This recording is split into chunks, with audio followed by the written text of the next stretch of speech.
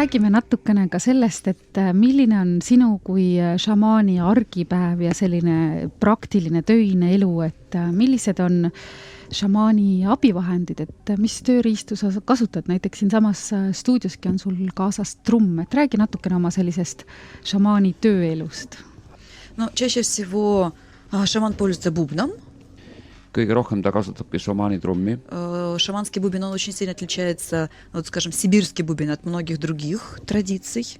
Näiteks Siberi šamaani trumm väga palju erineb mitmetest teiste traditsioonide trummidest. И не только формой, не только строением. Mitte ainult oma vormilt ja ehituselt. Прежде всего тем, что бубен, он живой, это твой помощник. Vaid šamaani trumm, ta on elav, ta on sinu abiline. И что еще шаман использует? Для каких-то серьезных таких ритуалов, сильных, когда нужно путешествие по мирам, то, конечно, свой шаманский костюм. Mida siis veel šamaan kasutab? Tõsisematel juhtudel ta kasutab oma šamaani rüüd. Это шапка шамана, такой кафтан. See on selline платье такое. Selline šamaani kleit või ürp, šamaani müts on loomulikult. Все это выглядит очень специфически. See on, näeb väga spetsiifiline välja. Потому что на шапке, на костюме очень много разных символов. Sest nii ürbil kui ka siis mütsil on palju erinevaid sümboleid. И все эти символы не случайны. Need ei ole juhuslikud sümbolid. Каждая фигурка, каждый символ – это вместилище, внутри которого живет дух, который помогает шаману. Iga selline sümbol on tegelikult selline ruum, kus elab see vaim, kes aitab šamaani. И, соответственно, когда шаман надевает костюм, он имеет возможность обращаться ко всем духам, которые живут на костюме, и они вместе с ним, как сказать, такой бригадой такой путешествуют и выполняют задачу. Seega, kui tal on rüü seljas, siis kõik need vaimud, kes on seal rüü sees, aitavad sellise suure brigaadina teostada rännakut. Для каких-то других случаев шаманы используют хамус, это вот сибирское слово. Хамус. Хамус on selline Siberi sõna. У вас тоже такой инструмент есть, я видела. See on üks selline muusikariist. Да, то есть у нас немножко форма другая, чуть-чуть. Meil on natuke teise vormiga lihtsalt kui Где-то мы Eestis. тут видели, у кого-то тоже поиграть успели. Pole jõudsime seda mängida siin. Но в шаманизме, в сибирском, такой инструмент используется чаще всего сказителями. Людьми, которые рассказывают былины рода, сказители. Siberi traditsioonis jutuvestjad tavaliselt kasutavad need, kes siis räägivad neid suguvõsa müüte ja lugusid, kasutavad parmupilni. Ну, реже, может быть, используются еще какие-то предметы, ну, скажем так, не сильно распространенные. No veel harvem kasutatakse mingeid mitte väga levinud asju, Но когда instrumente. работаешь с человеком внутри помещения, то чаще всего я использую бубен. Aga kui ma töötan inimesega siseruumis, siis ma ennekõike kasutan trummi. И те предметы, которые выражают собой силы природы. Ja siis ka esemed, mis sümboliseerivad siis looduse väge. То есть всегда присутствует стихия воды, огня, да, земли и воздуха. Seal on siis maa, vee, tule ja õhu stihjad. То есть это вот как бы минимум, с которым нужно работать. See on siis miinimum, millega tuleks töötada. Kas sa võiksid meile natukene oma trummi demonstreerida? Какой-то звук из бубна создать. Единственное, что аппаратура на это реагирует по-разному. Jah, ma võin häält teha sellega, ka aparatuur täiesti erinevalt võib sellele reageerida. Может начать бить по ушам. Võib hakata kõrvu lööma. Бубен, он как продолжение шамана, и он играет то, что шаман чувствует. Šamaani trumm, see on nagu šamaani jätk siis ja ta väljendab seda, mida šamaan tunneb. И я хочу сейчас попросить бубен сыграть такую мелодию, ну, пожелание вашей передачи, вашему радио успеха. Ja ma tahaks praegu, et trumm mängiks midagi, mis tooks edu sellele raadiosaatele. Ну, в общем-то, все, кто этот звук слышит, может в этот момент думать о каком-то своем успехе. Tegelikult kõik, kes seda kuulevad, võivad mõelda mingile oma vajadusele, edukusele selles.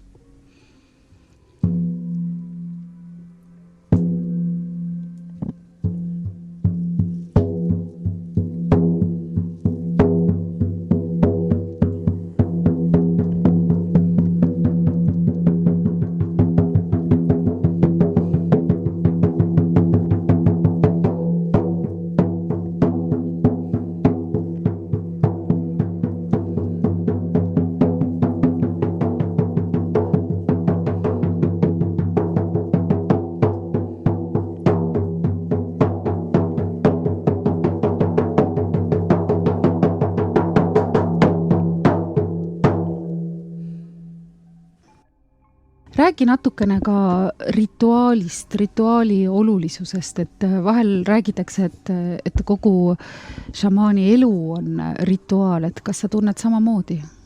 Ну, да. Много в жизни шамана связано с ритуалом. tõepoolest, šamaani elus väga palju on seotud rituaaliga. Просто я думаю, что чаще всего люди боятся ритуалов. Mul tundub, et inimesed sageli kardavad rituaali. У нас почему-то считается, что это очень плохое. Ну, в России точно, что это что-то плохое. Vähemalt Venemaal arvatakse, et see on midagi väga halba. Вот. Ну, наверное, потому что много всяких сплетен, домыслов, мифов. Sest on palju igast kuulujutte, eelarvamusi, müüte. Вот. На самом деле ритуал – это некая определенная последовательность действий, которую ты выполняешь для достижения определенного состояния.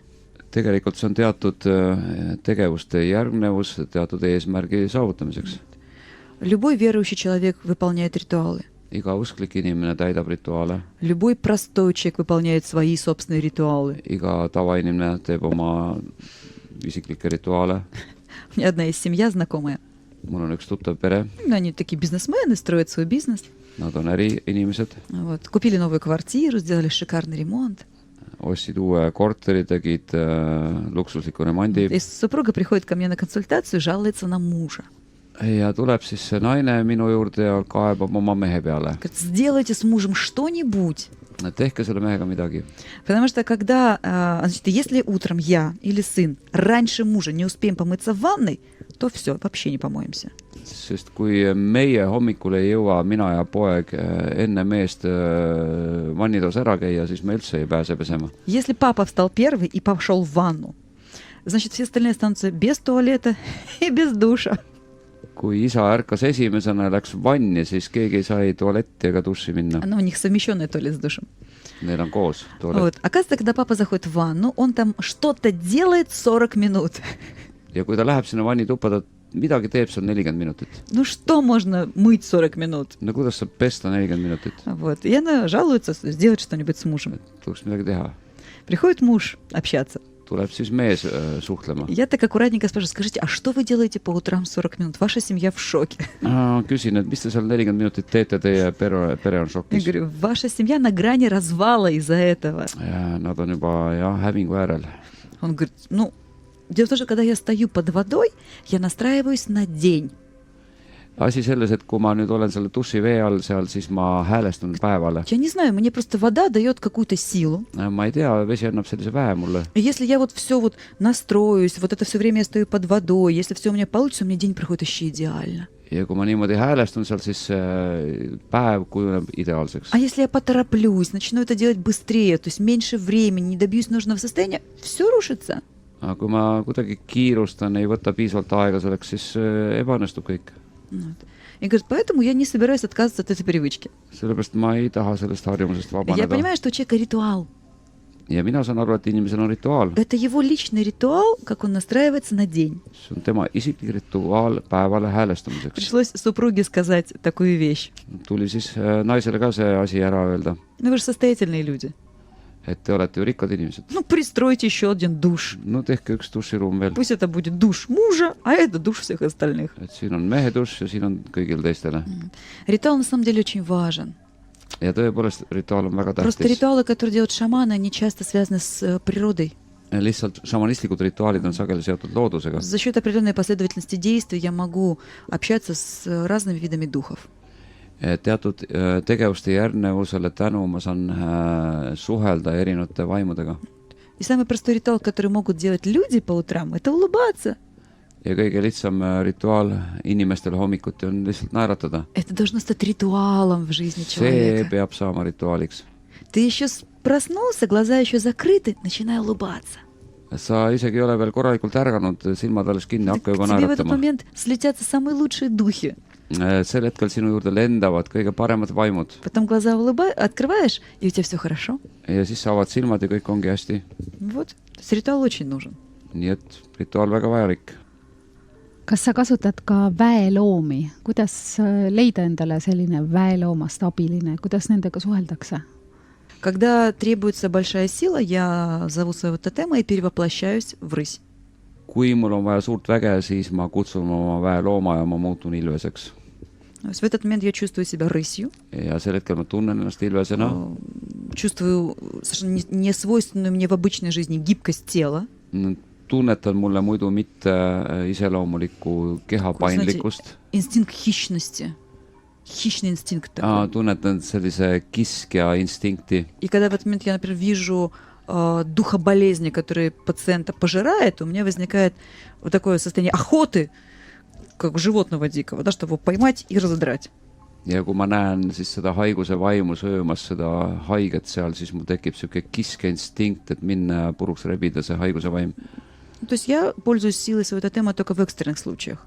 Ma kasutan seda tootemi väge ainult äärmusjuhtudel. Потому что для каких-то других простых случаев у меня есть другие духи-помощники. Sest et tavapärasemateks juhtudeks on tavalised vaimud abilisteks. Kas igaühel on oma väeloom või oma tootemloom, nagu sa ütlesid, et kui on, siis kuidas see ära tunda? У каждого шамана свой личный тотем. Как узнать? Jah, on isiklik igale ühele, kuidas tunda. Ну, я вижу классически два пути только. Siin on klassikaliselt kaks teed. Либо человек рождается, он просто знает, что это животное его тотем. Inimene sünnib ja ta lihtsalt teab seda, et see on tema Как это tootem. было в моем случае. See on tema väeloom, nagu oli minu puhul. Это потом мне мама напомнила спустя много лет. Seda ema hiljem, aastat hiljem mulle meenutas. Будучи ребенком, я рисовала, как любая девочка, принцесс. Lapsena ma nagu ikka joonistasin printsesse Они были все-таки в средневековых платьях. keskaegsetes kleitides, Понятно, короны, там, прическа. kroonide soengutega. Но всегда у всех девочек, у всех картинок были ушки с кисточками. Kuid kõigil nendel tütarlastel olid kõrvad siis selliste pintslikestega otstes. То есть я не понимала. Ma ei mõistnud tol ajal. Ну, мама просто удивлялась. Lihtsalt ema imestas. А уже потом, когда придя в шаманизм, я уже для себя состыковала эти все вещи, я понимаю, что я рисовала.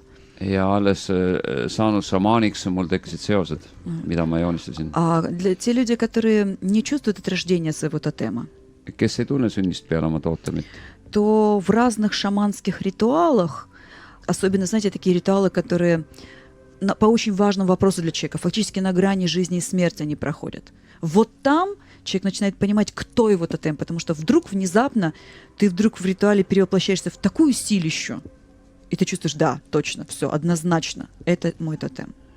siis teine võimalus on sellised hästi äärmuslikud, isegi ohtlikud rituaalid, kus vajatakse väga suurt jõudu ja mingil hetkel inimene leiab selle jõu, et ta tunneb ära, kes on see tootem, kellelt ta selle nagu saab. Так что либо знаешь, либо найдешь в такой серьезной ситуации. Et kas sa siis tead kohe või leiad sellises väga tõsises olukorras selle? Millised on need peamised mured või probleemid, millega inimesed sinu poole pöörduvad?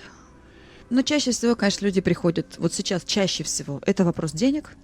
Tänapäeval kõige sagedamini rahaküsimused. Это приблизительно, мы об этом чуть-чуть уже сказали фактически. Me selle kohta juba rääkisime. Согласно шаманскому мировоззрению, дух денег – это существо нижнего мира. Raha vaim, see on šamaani maailmas allilma vaim. То есть это существо для нас разрушительное. Ta on purustav meie jaoks.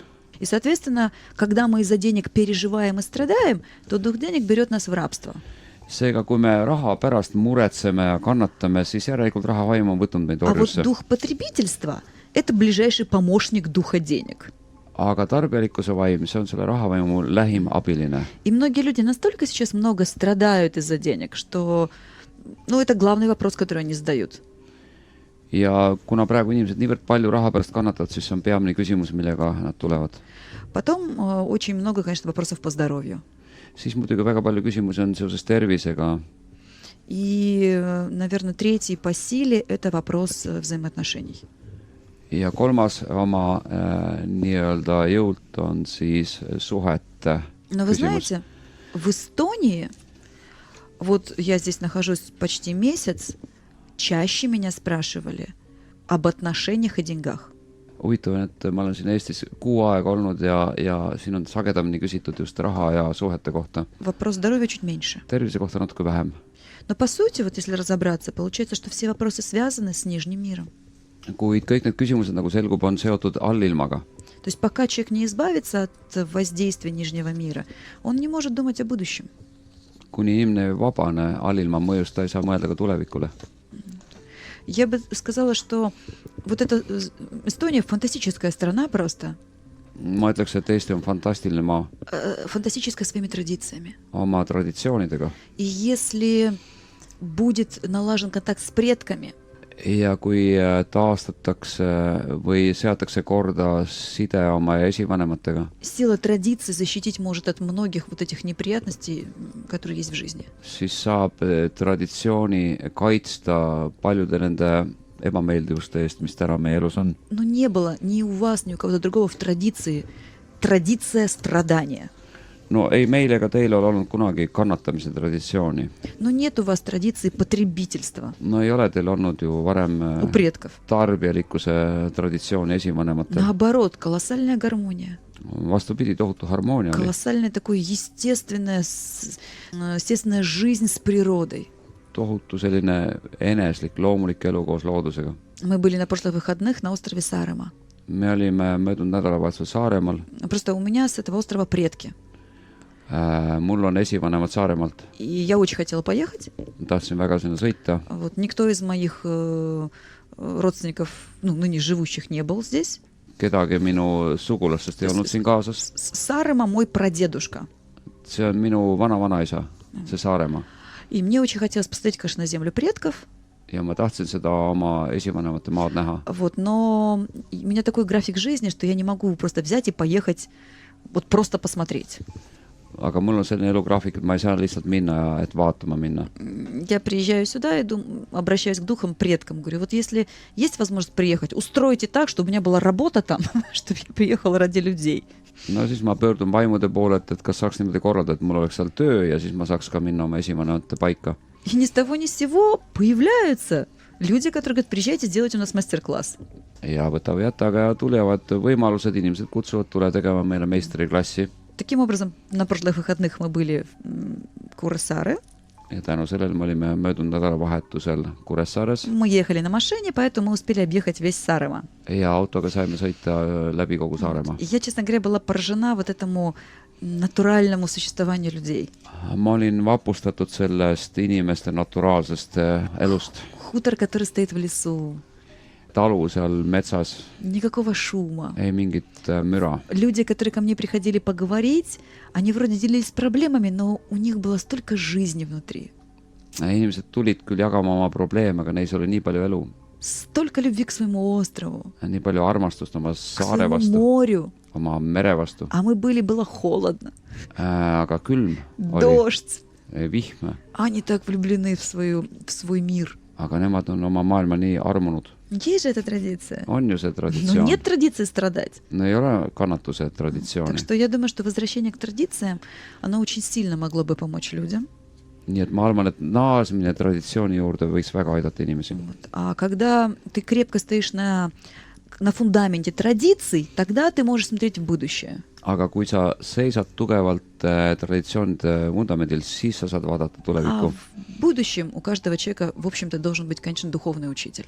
Aga tulevikus muidugi igal inimesel lõpuks peab olema vaimne Потому что õpetaja. нам же надо развиваться. Me peame ju arenema. aga kuidas siis see side meie esivanematega või esivanemate vaimudega või nende tarkusega taastada, mis sa soovitad? Я бы посоветовала, даже когда мы ложимся спать, просить предков прийти и дать советы. Ma soovitaks isegi, kui me heidame magama, siis kutsuda esivanemaid andma meile nõu. С другой стороны, я бы посоветовала восстанавливать родовые праздники. Teisalt ma soovitaks taastada sellised suguvõsapeod. Я бы посоветовала снова родами собираться хотя бы раз в год. Ja koguneda suguvõsaga vähemalt kord aastas. Потому что когда вместе род собирается, соединяется вместе вот эта разрозненная сила и идет пробуждение корней. Sest kui kogu see sugu nagu koguneb, siis see, mis oli eraldi nüüd nagu saavad kokku ja tekib uus vägi sellest. Вот хотя бы с этого начать. Kas või sellest alustada. Остальное, наверное, все уже более сложно. Muu on juba natuke keerulisem Еще, наверное, молиться за свой род. ja palvetada võiks oma suguvõsa pärast. Кто-то в роду должен стать старейшиной рода Keegi peaks saama selle vanemaks või patriarhiks и взять на себя такую функцию, как ежедневно молиться за весь род. ja võtma endale funktsiooni palvetada kogu suguvõsa eest. Потому что только это даст возможность родовому дереву расти вверх. Sest ainult see võimaldab sugupuul kasvada üles ülailma poole. Вот давайте такие советы пока. Võtame näiteks praegu sellised nõuanded.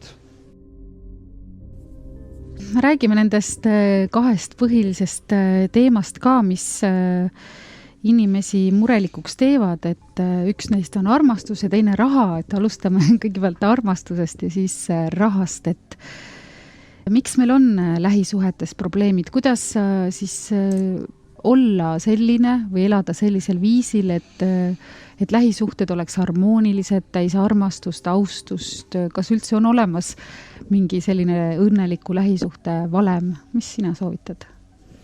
Это, наверное, та же проблема, что и у маленькой девочки, которая хотела быть телефоном. See on ilmselt sama probleem, mis oli väiksel tüdrukul, kes tahtis olla telefon. Мы же не видим человека, его индивидуальность, его духа не видим. Me ei näe inimest, tema individuaalsust, tema vaimu, tema hinge. Мы смотрим на человека и хотим видеть то, что я хочу.